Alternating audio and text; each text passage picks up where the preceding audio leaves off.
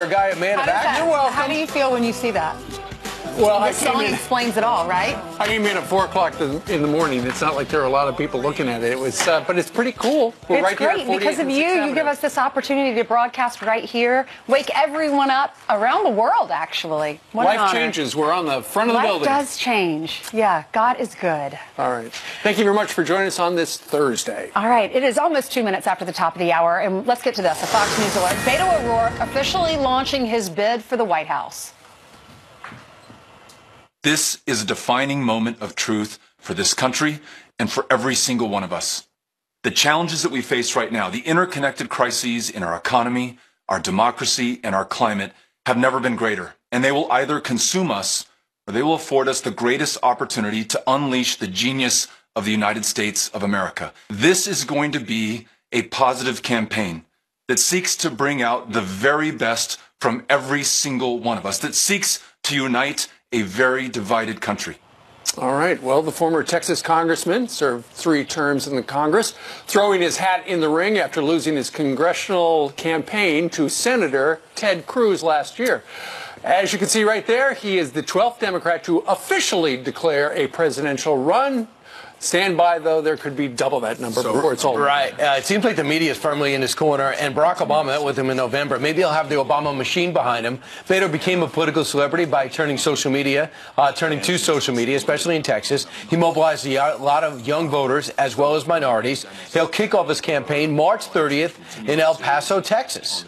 And he says in this article in Vanity Fair, he's on the front cover of Vanity Fair, and he talks about how he realized he had a gift, he and his wife, in their third campaign tour, or their third campaign event. They realized he doesn't need a script. He just goes up there on stage and he just says whatever comes to mind. He says he takes questions, and realized that he was able to do this and have a gift, and how he wants to unite Republicans. But when you look at how he votes, these are some of his positions. Anti-border wall, voted against ICE, voted against Kate's Law, voted against Trump tax cuts, supports single-payer health care, voted against restrictions on late-term abortions, voted against sanctioning Iran, and called law enforcement the new Jim Crow. 3 ago, Ainsley, you mentioned he voted against restrictions on late-term abortions, which means he's for late-term abortion, which, as we have seen in the last month and a half, when you look at the public surveys, a majority of Americans do not feel good about late-term abortion, particularly what we've heard, what was going on down in the Commonwealth of Virginia and here in New York. If Biden gets in, does he have a shot still? Biden is going to get in, but right now we had an expert on a couple of days ago, and he said a year from now, the 2 front runners would be Joe Biden and probably Kamala Harris. And she actually flip-flopped on the death penalty yesterday, so she's got an interesting story going with the stuff she used to be like before and stuff she isn't. Beto O'Rourke's going to have an interesting thing because he's going to have 11 other Democrats asking him basically, what have you done? I don't know how you stay positive if 11 people are going after you and your record. That's going to be the big challenge. But it's a guy, he's got a lot of talent. They call him his candidacy, honesty and decency of Jimmy Carter, and the generational shift of JFK. So that's a lot to live up to. It was a glowing article. It was definitely favorable for him. Meanwhile, not favorable for the parents who had a lot of money to try to do whatever they could, including breaking the law to get their children into some elite colleges. Of course, it is, as you know now, Operation Varsity Blues. Lori Loughlin and Felicity Huffman, 2 of the actresses right there, caught up in it. They have posted bond. They are out. John Kennedy, who is a senator from the great state of Louisiana, when he looked at this story, he didn't like it. This is some of the most odious, vile, repugnant, reprehensible conduct I've ever seen. It made me want to scream, made me want to heave. Think about the hundreds of thousands of kids out there tonight who are studying hard. They're working their rear ends off because they believe in the American dream. And then you have these chuckleheads like these parents come along and do this because they're entitled. I mean, give me a break. This is why people are angry. So, and Senator, let me say it again. Yeah, I vote federal prison. Wow, federal prison. Keep in mind, this is going to grow. You got 9 coaches, and you have 2 celebrities and a lot of rich people. But I just think just logic tells you that's what the FBI got in 10 months when a whistleblower walked up to them arbitrarily and said, I got a bigger story for you. And man, were they right. And if you see what they wrote up with 300 pages, you know there's going to be a lot more coming as the indictment handed down yesterday. There's restrictions, too, on her freedom. She's not allowed to go. She can go shoot up in British Columbia, but for the most part, she's got to stay in the country, as does her husband. Lori Loughlin. Mm-hmm. Well, according to this article in the Post, it's pretty fascinating. We talk about these families that were allegedly a part of this out in California, but there's one family that the Post is highlighting. They live on Fifth Avenue. If you've been to the Metropolitan Museum of Art, they live right across the street from that. It's like the most expensive property probably in the country. Right. And the dad apparently is the founder of a food and beverage distributorship. Gregory and Marcia Abbott are their names. And according to this article, they allegedly bought their daughter's way into college, too. Well, what's interesting about this article is one of their sons came out yesterday in front of their Park Avenue apartment.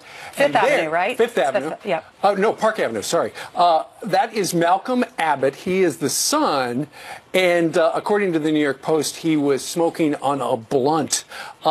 He says this of all of this is going around his parents. They are blowing this whole thing out of proportion, said Malcolm Abbott outside the house that overlooks the Metropolitan Museum of Art. I believe everyone has a right to go to college, man. He also says his parents got roped into this scheme by somebody who cheated them. Well, oh, okay, that's fine. So that's really not helping the family, but we'll see. Also, it turns out that Lori Loughlin's daughter, when she got news that this is the USC student, when she got news, she was celebrating on spring break on a yacht owned by a USC board member, trustee. President. Yeah, the president. His name is Rick Caruso. She was on a yacht in the Bahamas with him. So, therefore, the optics couldn't be worse. And that yacht's worth $100 million. But back to that guy that was on the street with the blunt. His parents, according to this article, they paid $125,000 to get his sister's ACT and SAT scores changed. There was a proctor in the room and changed her answers and gave her a perfect score on the math, 800, and 700 on literature. And then for the ACT, she scored a 23.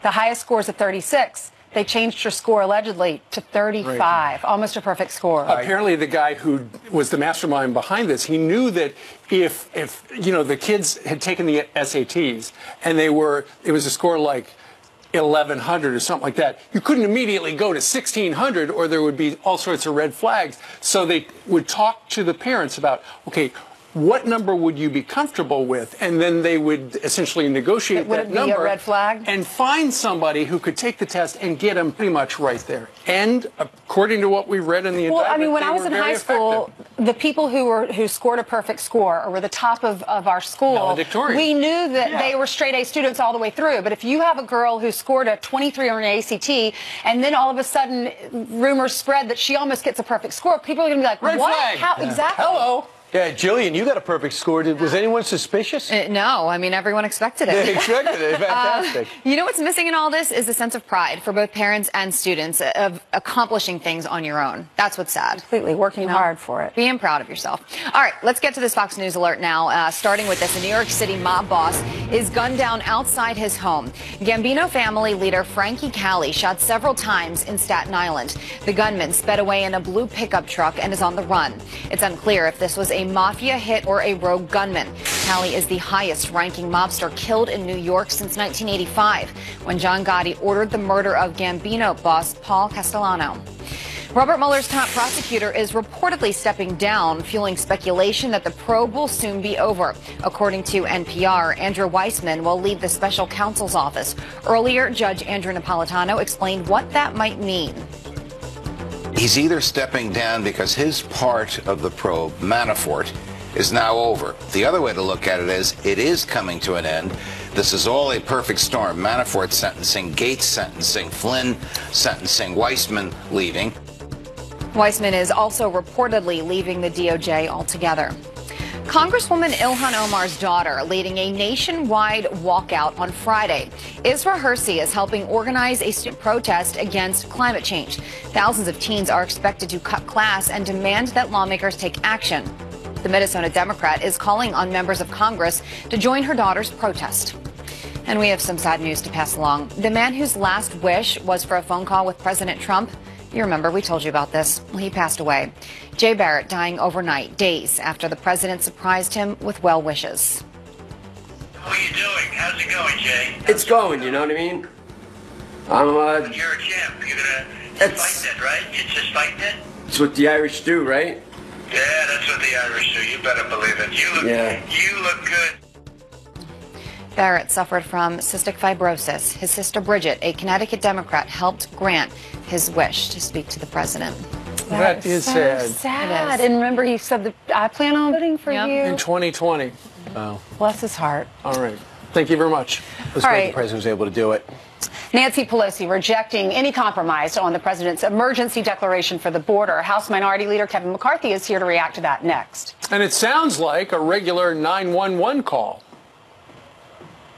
911, what is your emergency? Yes, ma'am. I'm calling because there's someone up in front of our house. We just drove home, and he's yelling and screaming and like flailing. Pelosi already rejecting any compromise, tweeting, quote, in an effort to avoid voting in the favor of the House's resolution to terminate Trump's fake emergency. GOP senators are proposing legislation to allow Trump to violate the Constitution just this once. The House will not take up this legislation to give President Trump a pass. Here to discuss this, House Minority Leader, Congressman Kevin McCarthy. So you got about 4 or 5 or maybe more Republicans who are going to vote with Democrats against the president. Your reaction, Leader McCarthy? Very disappointed in those 4, because you've got to understand, the president has the authority to do this. Just the sheer argument inside the Senate Republican conference saying they want to change the law proves the president has the authority. Think for a moment, is there an emergency? 72,000 people were caught coming across the southern border illegally in February. 11-year high. We know from the drugs that are coming across. We know the challenges of what is happening. He has the authority to do this. If you believe in the rule of law, you would uphold it. Now, even if they win today and they send it to the president's desk, he will veto it. And I'll make this promise to you and to the American public. We will uphold that veto in the House, and it will go, and the president will have the ability to do it. And Leader McCarthy, isn't he right that you guys kind of left him in a lurch? So for 2 years you had power of the House, and you never gave him the billions, or at least $5 billion he needed to get some significant things done on the wall? Well, let's make sure your viewers know what the truth is. In the House, we passed $5 billion. In the Senate, it takes 60 votes. And this is the real challenge when everybody say, you had the House, you had the Senate, you had the presidency. Yes, but the way our government works, 60 votes. No, I know, in the but you had to Senate go back and put the $5 billion in at the last minute. It wasn't there originally, right? We passed it in the House, though. Let's give credit where credit is due. The House Republicans passed $5 billion. It was Schumer who stopped it and actually got us into a shutdown. Beto O'Rourke is going to be running for president. He made it official. The tape's out. You work with him. What's he like on the floor? Has he made a big impact? Well, he served in the House and I served with him, but to be honest, I can't remember one speech that he gave on the floor or one bill that he passed. It's remarkable that his rise, that he's now running for president, because I can't remember something he's done in the House, and then he just lost a race for the Senate. So in the Democratic Party, that means you're capable or really the person who should run for president. Your former Speaker of the House, Paul Ryan, made a statement a couple of days ago saying that if the president runs on his personality, he's going to lose. He's going to run on the issues. He kind of walked it back. But what's your reaction to your colleague, your former colleague? You know, Paul called after that, and he did try to walk through what he said he was going through, and he was trying to make the point. This president has such a very strong record. He's going to win re-election. Look, I believe this president wins on every aspect of what he's able to do. And think for one moment, we're at 3.8% unemployment. Think what the president said he would do. Get us to 3% growth at the time, President Obama said, what does he have, a magic wand? He proved he can do it. Look at how much stronger the military is. Look what we've done for the VA. This president's going to win re-election in every aspect of what he's able to achieve. You disappointed Paul Ryan made that statement? Yeah, I disagree with Paul Ryan in that statement, but I appreciate Paul clarifying what he said the next day. All right. Leader McCarthy, thanks so much. I know you're going to have a busy day because you're going to make everyone vote on the new Green Deal in the House like they're doing in the Senate. Kevin McCarthy, thanks so much. Thank you. All right, 10 minutes before the bottom of the hour. In just a few hours, actor Jussie Smollett will face a judge, and he won't be alone in the courtroom. We're going to preview that next. Plus, Pete Hegseth, who I know, going one-on-one with Vice President Mike Pence in the woods. The exclusive interview next.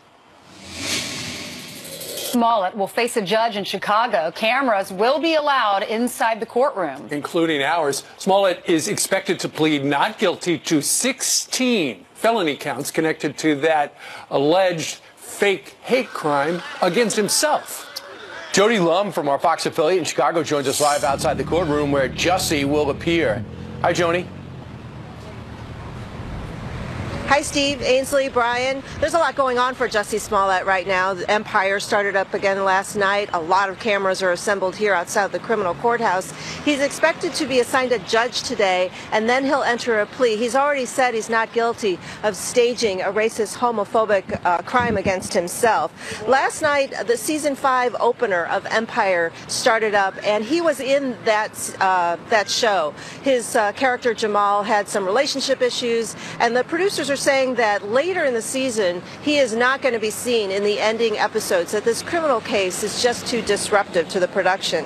Jussie Smollett came to court this week for a hearing on whether to allow cameras in the courtroom. He was not required to come, but he did, and he walked confidently through the courthouse. Smollett first charged with 1 charge of disorderly conduct, but then that 16-count indictment came back, apparently a charge for each of the alleged lies that he told police, claiming that 2 brothers attacked him in a downtown neighborhood and poured bleach on him and put a rope around his neck. Police said that he did that to advance his career. So he faces that indictment today. There's also going to be a rally outside here, outside the criminal courthouse, a Justice for Jussie rally. So a lot happening here in Chicago. Reporting live, I'm Joni Lum. Now back to you, Ainsley, Steve, Brian. All right, Joni, thank you very much. Tony. Vice President Mike Pence touring a Customs and Borders Protections training facility in West Virginia yesterday as the Senate prepares to vote on whether to block President Trump's national emergency declaration. Fox and Friends weekend co-host Pete Hegseth joins us right now. You went out there. This is a full court press on behalf of the administration to get senators to vote in the president's favor later today. Absolutely. This is an extension of the promise to build the wall. Congress couldn't do it for 2 years. President tried shutting down the government, ultimately declares a national emergency. Now the House has voted to try to overtake that. The Senate's got a big vote today. The vice president putting on full court pressure to say, if you're with this president, you should not vote to take down the emergency. Take a listen. All right, Mr. Vice President, what did you see here today? This training facility is where our Customs and Border Protection personnel train through virtual reality and in real circumstances to make sure that the people that are on the front lines have the background and the experience to protect our border and come home safe. It's a couple of guys in suits out in the woods right now. You were recently on Capitol Hill. The president declared a state of emergency on the border to get access to funds to build the wall that Congress wouldn't build. What is your message to senators on Capitol Hill? It's Republicans at this point wavering on where to vote on this. It is undeniable that we have a crisis on our southern border. Now, Democrats continue to say that it's a manufactured crisis, but the facts tell the story. What we want to see the Senate do this week is to stand with the president, to stand with the president's declaration of a national emergency. Look, a vote against President Trump's national emergency is a vote against border security. A vote against the president's national emergency declaration is a vote to deny the humanitarian and security crisis that's happening at our southern border. So we're urging every member of the Senate, set politics aside, recognize that we have a crisis. The president has the authority under the National Emergencies Act. Vote down the resolution of disapproval, stand with the president, and stand for border security. That's what the American people want. Do you see any crisis in legitimacy of a wall that has to be built through emergency funding? Is this something the Democrats will continue to rail against, tear down the wall? You have to understand that the funding the president requested throughout the government shutdown, the funding that we're appropriating now under the law through the national emergency, is all funding that the Department of Homeland Security told us that they needed to construct a physical barrier, a wall in 10 areas of high-density population where the people wearing the green uniforms of Customs and Border Protection have told us that they need a barrier to do their job and to do it safely. There's some reporting about an event recently AEI put on. Vice President Cheney had an interview with you, and he came after you and made some comments about how this administration's foreign policy seems more like the Obama administration than the Reagan administration, talking about NATO and the pullout from Syria.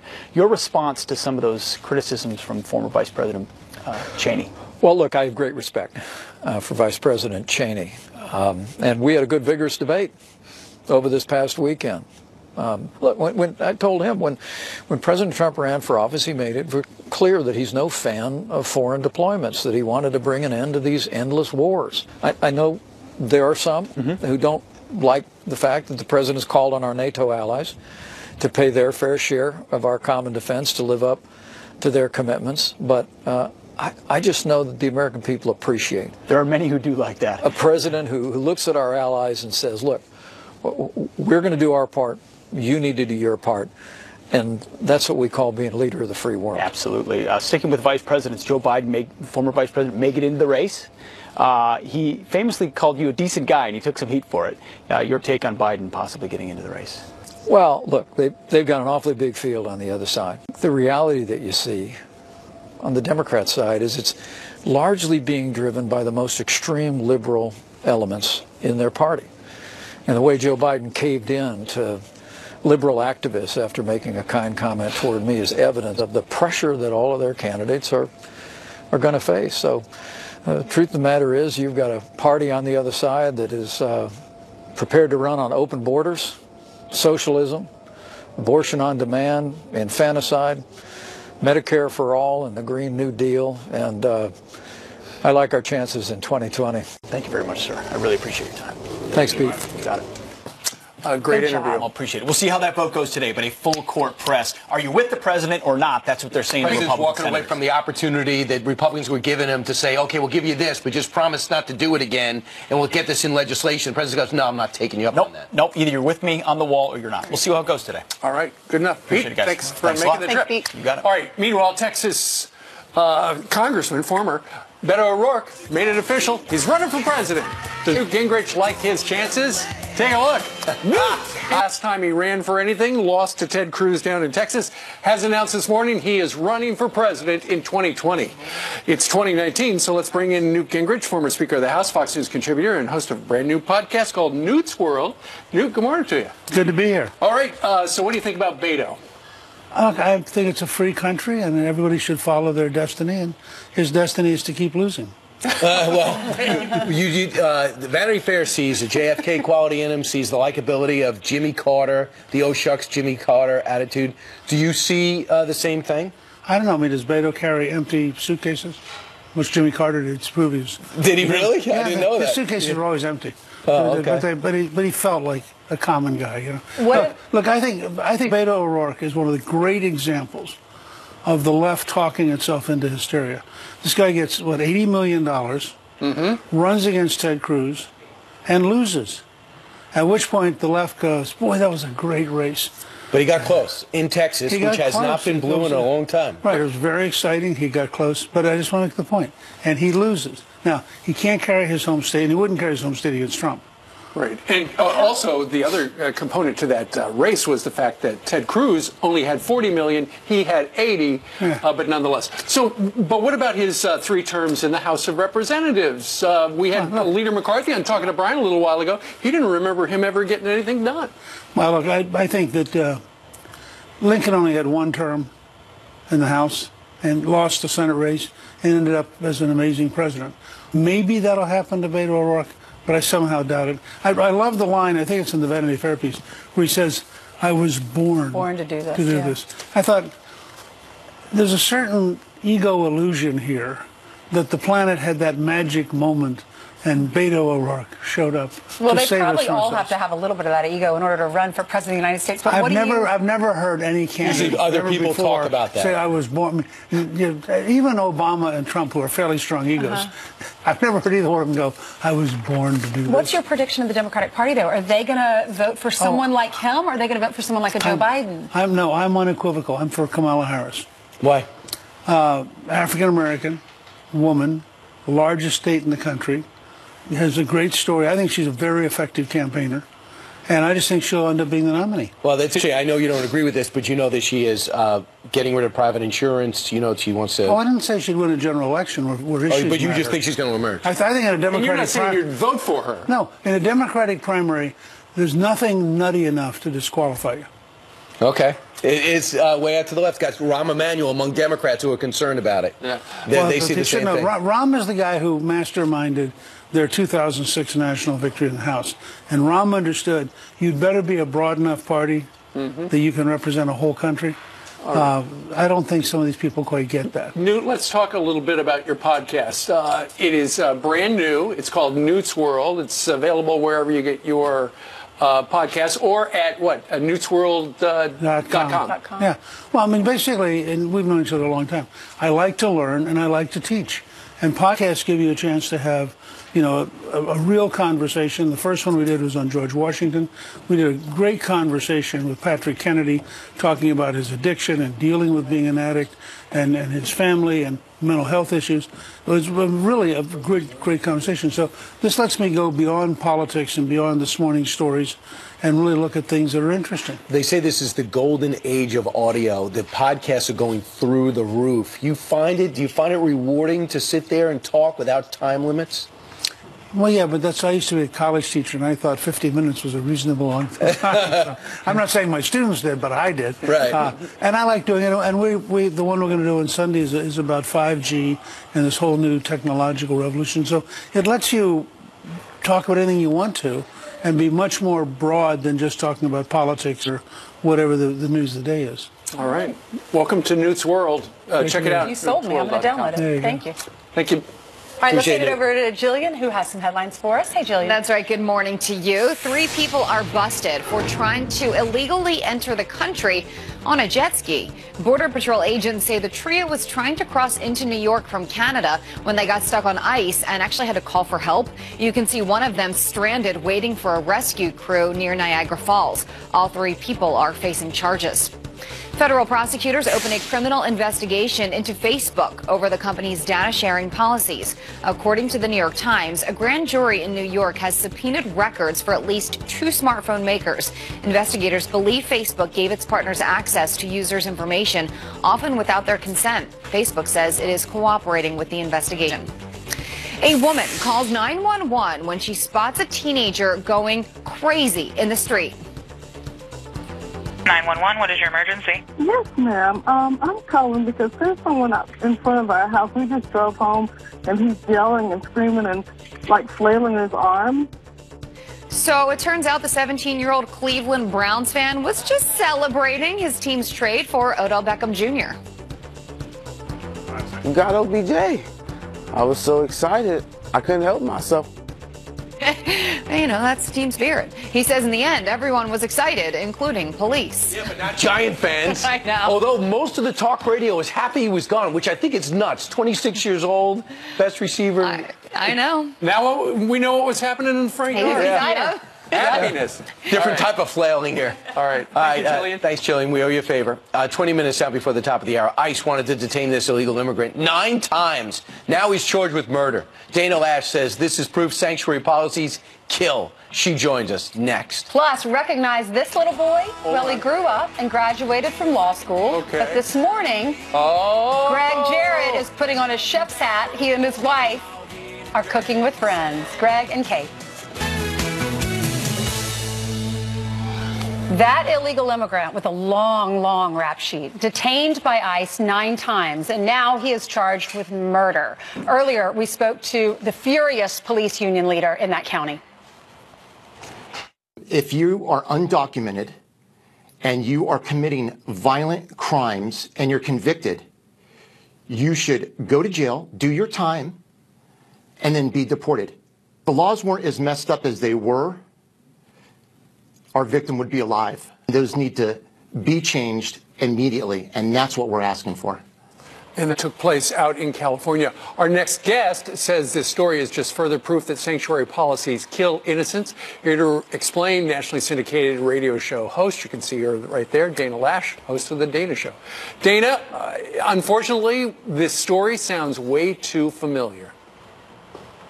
It does, and good morning to you all. This is a horrific story. This is a horrible crime that could have been prevented if only the state of California was as interested in protecting its innocent citizens as it was in protecting those who enter the country illegally. It's not undocumented. It means that you are in the country, you are trespassing in a sovereign entity, you are here illegally. If you want to fix it, come in legally. There's the difference. But amazingly, I don't understand Democrats' strategy on this, because they are further pushing people away, people that they want to persuade to agree with them on these policies. Now, this particular case, because stories like this, I mean, there's no excuse for it. 9 times, the police chief, Eddie Garcia, had said 9 times ICE had that a detainer had been applied for by ICE. It was ignored by the county. And on the 10th time, of course, now after he murders this poor woman, Bambi Larson, then on the 10th time, finally, county officials decide, well, I guess we should work with ICE. Yeah. We have a guy who's been deported repeatedly. He's been convicted. He was last convicted. Well, he actually had a couple of other criminal convictions just in recent months. But in 2016, battery on an officer. In 2015, methamphetamine, all kinds of drugs. I mean, his rap sheet is so long. Why are sanctuary city advocates making excuses for thugs like these? Dana, as a woman, I mean, imagine what she went through when she was taking her last breath. I mean, he stabbed her to death. She had a son. She had reported him for stalking her and other people in the neighborhood, according to that police union president that we interviewed earlier. And you know what he said that's so awful? That this guy is illegal, therefore he was let out. If he were legal, he would still be behind bars and she would still be alive. That is so messed up. Yeah, it absolutely is messed up. There isn't a priority over innocent citizens where it concerns innocent citizens versus these criminal, illegal aliens, and that is the correct legal term, and everyone needs to get familiar and refamiliarize themselves with using it. None of this undocumented nonsense. You're here illegally. That is a crime, albeit a misdemeanor, still a crime. This guy stalked this woman. He knew where her security cameras were. Mm-hmm. He tried to make sure he was out of view of all of her security cameras. This was methodical. This guy's rap sheet, a dangerous individual, one of many who have taken the lives of innocent people. Innocent people are paying in blood for the sanctuary city policies that Democrats, including all of the 2020 Democrat presidential primary contenders, are supporting. Right. Well, the thing is, the president went out, tried to fulfill a campaign promise, and the courts told him, no, you can't. So we're at a standstill. Now we're all just talking at each other, and the victims are paying the price, in this case, with their lives. Thanks, Dana. Breaks your heart. It breaks your heart. The prayers for this woman's family. God bless them. I know. She has a son. All right. Dana Lash from The Dana Show, thank you very much for joining us today from Texas. Thank you. Meanwhile, Fox News Channel's own Greg Jarrett and his wife, Kate, are making spicy chicken tacos. She will reveal her secret coming up. And if you want to see jealousy, Bill Hemmer, jealous that we got the Jarrett couple on and he does not. Set some up. I mean, come on, guys. We did last time. We'll have to do it again. Share the wealth, will you? Great show this morning. Great clip by Johnny Carson, too, by the way. Wasn't that cool to see him? Yes. Really Makes us cool miss him. Make it a great day, guys. In a moment here, big morning, cameras in the courtroom, and Jussie Smollett makes an appearance. We will have that live. He's up against a lot of charges today. Roger Stone's in a courtroom this morning, too. We're watching that as well. Overnight, a mob boss is murdered in front of his own home in the college scandal that's growing by the hour. Also, Hogan Gidley joins us from the White House. He is our headliner today. I think that's enough, right? 3 hours, 9 to noon. Come join Sandra and me in 10 minutes. Top of the hour.